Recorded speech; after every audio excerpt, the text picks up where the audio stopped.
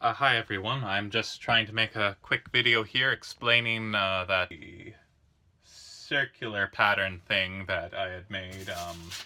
Here I have a copy of it right here. I don't know if you can see that very well, but probably put a link somewhere to the video of the animation of the thing. If you haven't seen that video yet, I'll yeah, probably should watch that. And if you want to try and figure this out on your own, pause the video and yeah, this is the pattern again. And as you probably, one of the first things that I try to get people to notice when they're solving this problem is to look at the ones that all share something in common, and then to remove the thing that they share in common.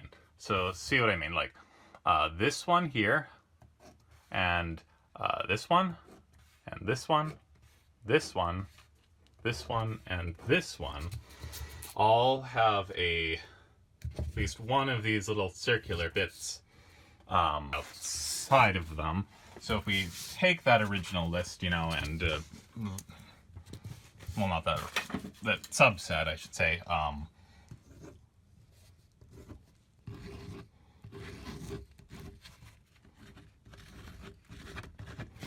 Okay, so we have all of this now.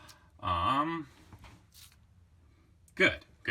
Now let's remove the thing that they share in common, which is one of these circular bits. So this one becomes nothing, followed by this one, which is just a single circle, followed by this one, which is circle within a circle, then two of these, and then 1, 2, 3, and finally.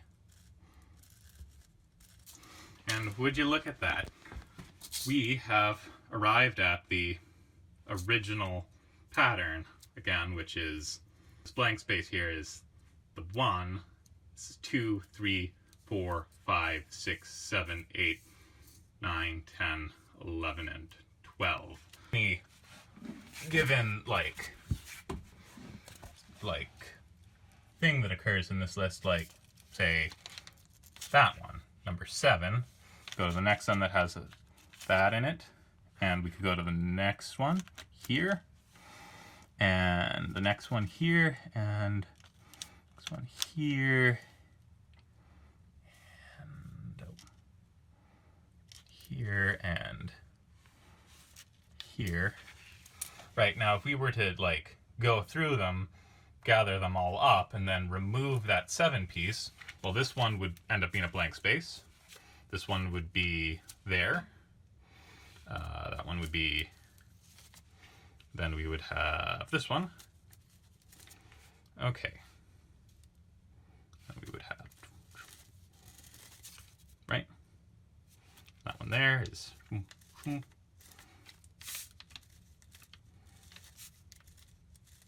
okay, so one thing I can say quick is that this is all multiplication that we're doing here. So we're multiplying together the prime factors. This is 2, then this is 4. This one here is 3, and that's a 2. 3 times 2 is 6. 2 times 2 is 8. 7 is 7. And so on and like that. So then the question ends up becoming, the thing that people really struggle with is how do you actually produce the prime factors? Well, it's sort of just like a direct mapping, So it's just like, to get like the first prime, which is 2, you just circle 1. 1 is a blank space, so there's 2. Since 3 is the second prime, we circle 2. And we get 3. 5 is the third prime, so we circle 3. Then, 7 is the fourth prime. 11 is the fifth prime. 13 is the sixth. 17 is the seventh. 19 is the eighth. So on like that. yeah, and that's pretty much the whole thing.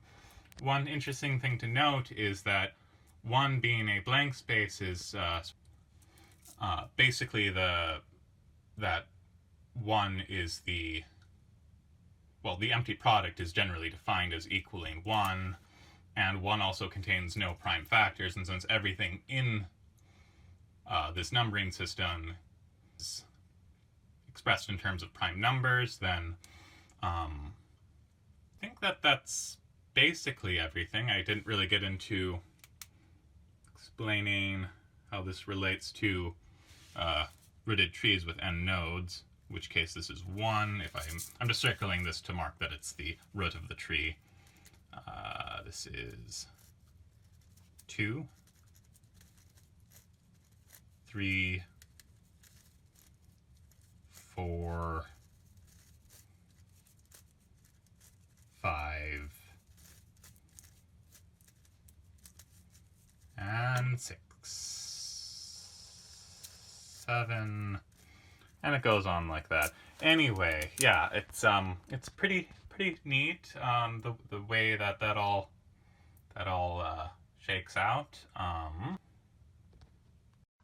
So what does all of this mean exactly?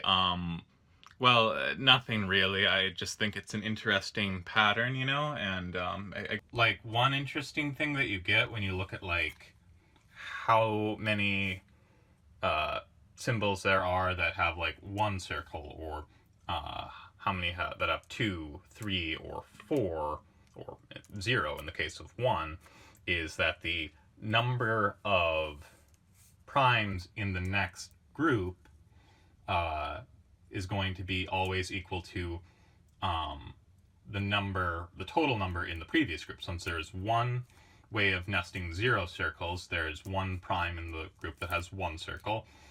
Since there's 1 prime, or there's 1 number in the group that has 1 circle, you end up getting 1 prime in the group that has 2 circles.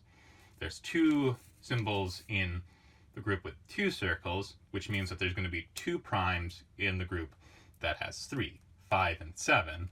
And then since there's 4 numbers in the group that has 4 circles, 4 that have 3 circles, then you end up getting 4 numbers that are prime in the group that has 4 circles, and so on.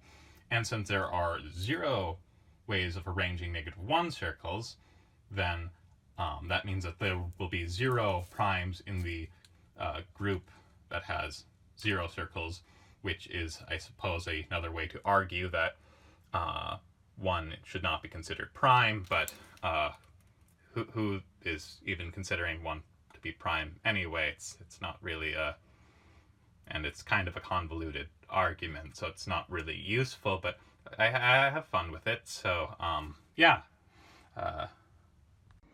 I suppose next I should probably do like a video maybe explaining, well, I mean, I suppose any of the other videos that I've done, or if you have any questions about the number pattern, anything that could be explained more clearly, just let me know. If you're a advanced AI that is just going through old YouTube videos and are hallucinating having made them yourself, then anyway, yeah, that should be all.